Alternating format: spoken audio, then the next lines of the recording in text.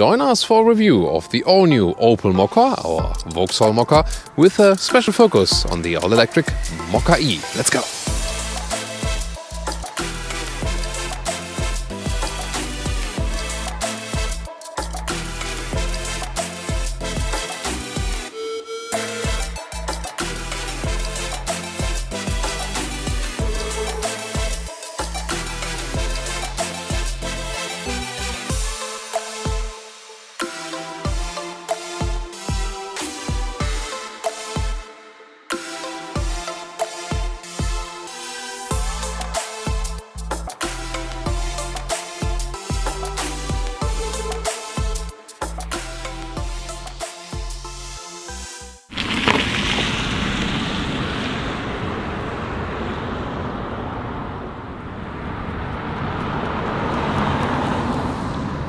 In the front, the all-new Opel Mokka has a special new so-called visor.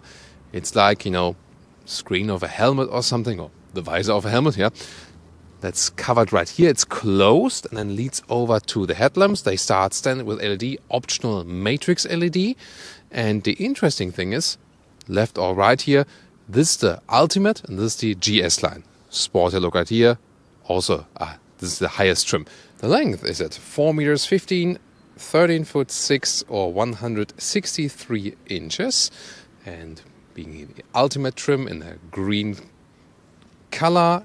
You can see here the chrome line. This is the main design line, very interesting.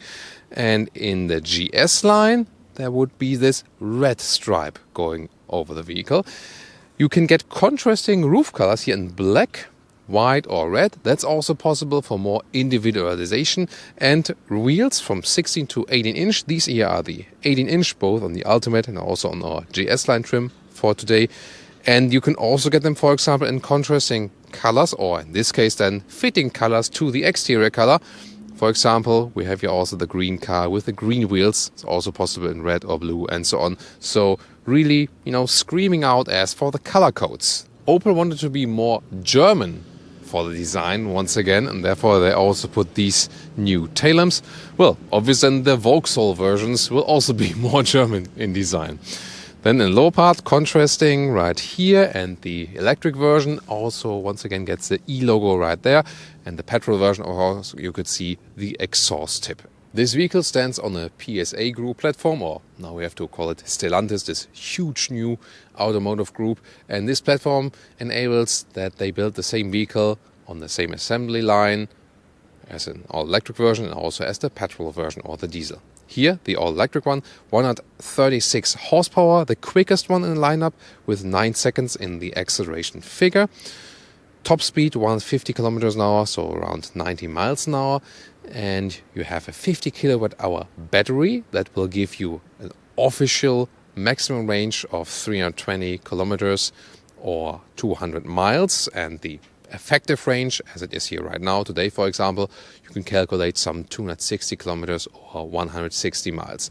Of course, not the biggest battery, not the biggest range, however, still usable if you primarily use it as a city electric vehicle. And the petrol, there's a 3-cylinder right here, turbo petrol engine, 1.2 liter, 130 horsepower is a top spec, or less one with 100 horsepower. And then there's also a 1.5 liter diesel. And recharging of the Mokka-e is right here.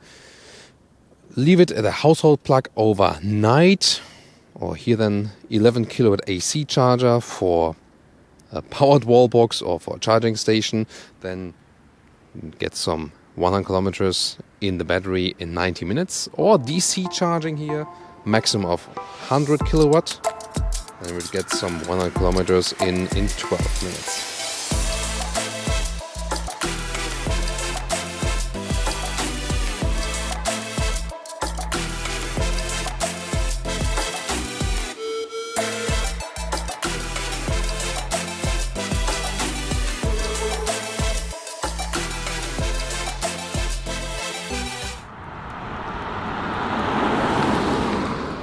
First of all, the door closing sound.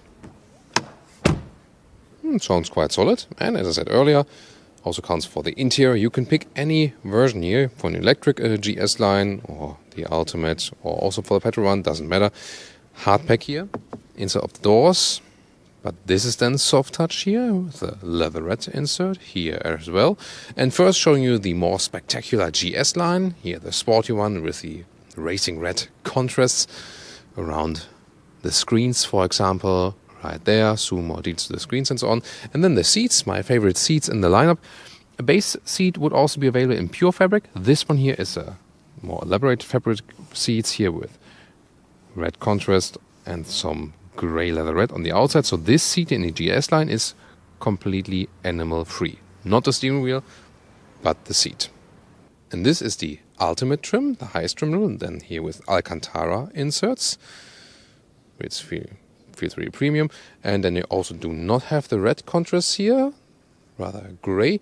And the seats here are then also with Alcantara on the inside, also feels quite cozy. And the thing is that the outside parts here are also leatherette, but the inside-outside parts, let's call them that way, these here are from animal skin. And that's, of course, especially if you go for the electric version, want a more sustainable vehicle, not really fitting, but they're also working on a solution for a mid-cycle refresh for that vehicle. And let's already get inside with these seats. And let me put it to the lowest position here first. And with 1m86 or 6'1", plenty of headroom left. Looking at the interior or the cockpit right here. So, and you would start with 7-inch screens left and right, and this is the optional setup, or automatically comes here in this Ultimate trim. Left side 12-inch, right side 10-inch. Soon more details to both of these screens. Here in the Ultimate trim we also have this carbon fiber style decor. It's of course not real carbon fiber. The top part here is not that soft, but also not that hard. Let's take it that way. This is, by the way, called Pure Panel by Opel, that it has, this one unit atmosphere. Then you still have some physical buttons, and that's to me better than the siblings. For example, if you think about the Peugeot 2008, you have a physical button here for the volume. That's of course pretty helpful, and also some hotkeys to go to the sat nav pretty quickly or something. And also in this case, in the electric version, an e-hotkey that you can check your electric facts and so on. Soon more to that. Then in the lower part, also manual AC. I really like that. Temperature control, also the vent strength or the seat heating. Straightforward, more conservative interior approach, but I think that's a good thing. And here the shifting lever, backward to drive, forward then to reverse, or the P again, and to go into the stronger recuperation mode. It's not like in the known electric vehicles or plug-in hybrids by Opel or Peugeot that you just push it backward once more like this. That doesn't do anything. You have to go here to the B mode button, and then you are in a stronger recuperation mode. And right next to that is the drive mode selector, like Eco, Normal, Sport, for the throttle input, for example. Now the main infotainment screen here on the right, the optional 10-inch one. Mokka-e, you have the energy flow here as a visualization, for example, or then also some statistics when you have driven a longer time. There's this PSA trick of using 3 fingers, and then you always get back to a hidden main menu, which would not be accessible via a normal button, but it's good to know that it is possible. Or then you can also access the GPS here. The software here is already somewhat outdated. Nothing special to await there. In the Insignia or the Astra, it is definitely better. But this one here with the Peugeot Citroën background, they didn't invest so much money in the infotainment system here. Now to the rear seats. Of course, also hardback here at the inside of doors. But again, it's a good price performance car. Then Alcantara inserts in the top Ultimate trim. Would be fabric with red contrast in the GS-Line once again. Then USB chargers you've also seen in the middle tunnel, and well, it's a very short vehicle, and that means tall adults, if you drive also with a tall one in the front, doesn't really work. At least the seats are soft, so you have to squeeze yourself in here. But headroom wise, there's no problem. So also tall adults fit in, at least height-wise. Liter figures 350 up to approximately 1,100. The electric version just has a little bit less of liter capacity, but I show you why or where This is the same here, electric and petrol, totally the same. Underneath this cover, also the same, some more storage. You could put your charging cables also in here, for example, because you have no trunk. And then underneath, this is then where the electric version is a little bit limited because some of the battery packs are underneath. This is then where the petrol engine would have space for a replacement tire.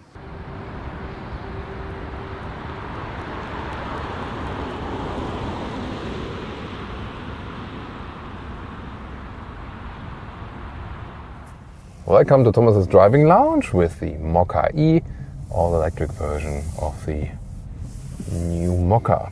Battery, of course, is really low. Center of gravity is that's why it's really low, and that also enables a sporty driving experience. So we are in an SUV, but it rather feels like a small hot hatch.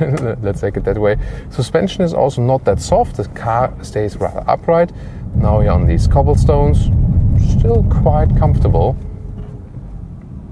And brakes, you can of course use the brakes, but you also have recuperation. And in the standard mode, the standard D driving mode, the recuperation is not set too strong. It means when I lift the throttle, I rather roll, then I can put it to the B mode. Now we have more recuperation, so when I go on the throttle and go back, there's more deceleration happening. And let's also put to the sport mode, show you one first acceleration, like 30 to 70 kilometers. Plop, that's it. So you see, reasonably quick, especially in the city surroundings. So you just need about 2 seconds from 0 to 50. And I can show it again. Traffic light jump to red. I can do it again. Sports mode, boost the throttle input. Now,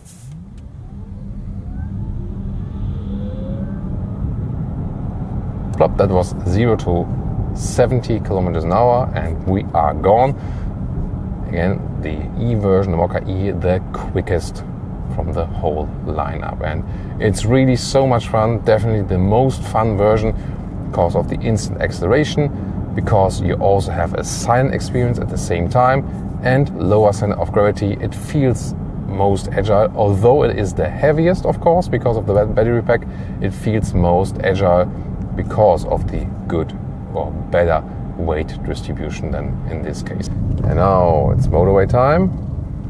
Yeah, here in these faster corners you feel that a Corsa E would feel sportier because we're definitely higher with this vehicle. It's, as I said, it's a nice agile driving feeling. So now we're getting on the motorway. Yeah, here now when we are already at speed, then it makes a difference when you have the electric version. There the petrol has a little bit more performance, but of course it also depends on the driving mode a little bit more. So when we go back to the sport mode, see what acceleration we have when we are at speed already.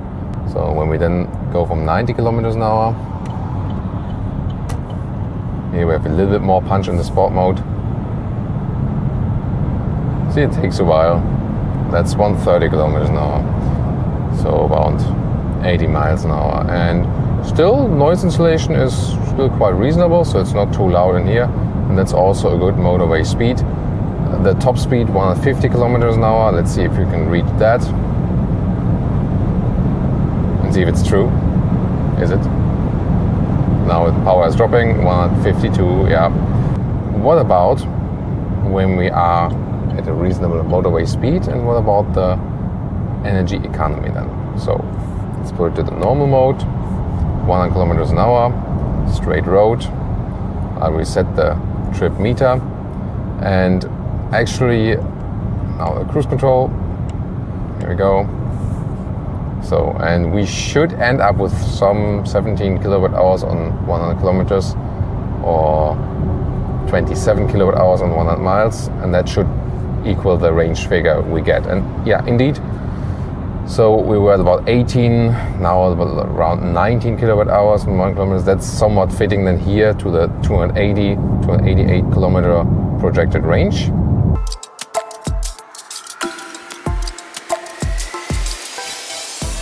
Now as a comparison, the petrol version, 130 horsepower, and the automatic gearbox, so we can also better compare that. And I started the other part with the electric vehicle here in the roundabout, and that's what I do here as well. And I mean, it doesn't feel like a completely different vehicle, but it somewhat does have a different feeling, definitely. So you feel that the center of gravity is a little bit lower than with the EV. I mean, a little bit, actually significantly. So it still feels agile, but yeah, that's really the funny thing here with the EVs. Although they are heavier, they feel sportier because of the different center of gravity. Pretty cool. So here with the petrol engine now, of course, you hear that sound, and you don't have this torque that is instantaneously there. So in the city here, the EV feels definitely way quicker. So just from the get-go, from zero, the EV is way quicker, and that's of course also more fun. But driving-wise, driving agility-wise, I can still say it's still a lot of fun because the steering is direct. The car has this rather sporty suspension, but which is not uncomfortable at all. Automatic here, automatic gearbox.